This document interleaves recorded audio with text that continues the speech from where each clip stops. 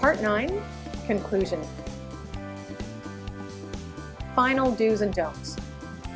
Check your phone or computer is charged or at least plugged in if not charged. Get settled 5 to 10 minutes ahead of the meeting start time and make sure you have the correct platform and login info so you are not panicking and fumbling trying to connect past the start time. Test your mic and camera before you start the call and set up your virtual background if you're using one. There have been stories about people getting onto calls without checking their settings, presumably after somebody else used their computer. One lawyer in a virtual trial showed up with a snap camera filter that made him look like a talking cat and he couldn't figure out how to turn it off. One woman suddenly became a potato when she switched filters and couldn't figure out how to switch it off. Bottom line, maybe don't be playing with filters, but if your kids have been using your computer, give yourself time to make sure they haven't changed any critical settings. If they have, reset them. Get the background set up prior to the call. Use the touch up my face setting if your camera is really good and your face is just too sharp. Enter meetings on mute and mute yourself when not speaking in a group.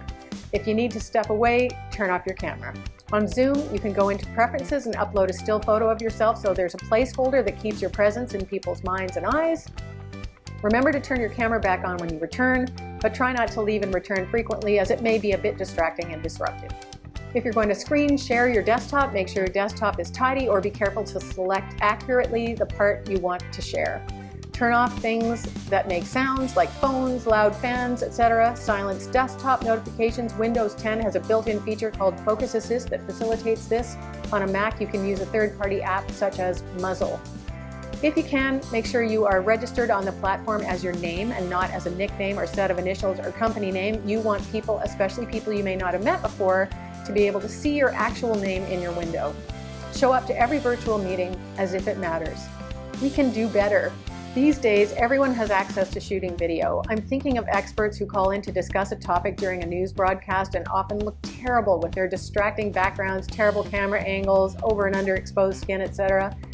Nobody expects them to look like the in-studio professional, heavily made up, hyper-polished TV anchors they're talking to, and I don't know if people figure they can't compete and aren't supposed to or aren't expected to compete with the on-camera pros so they don't even try, or if there's some unwritten convention right now that has it that the more unpolished you look, the more trustworthy you are.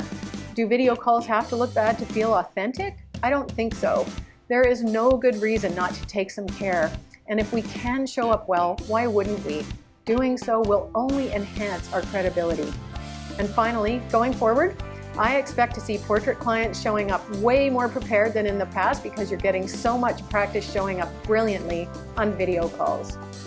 Thanks so much for watching.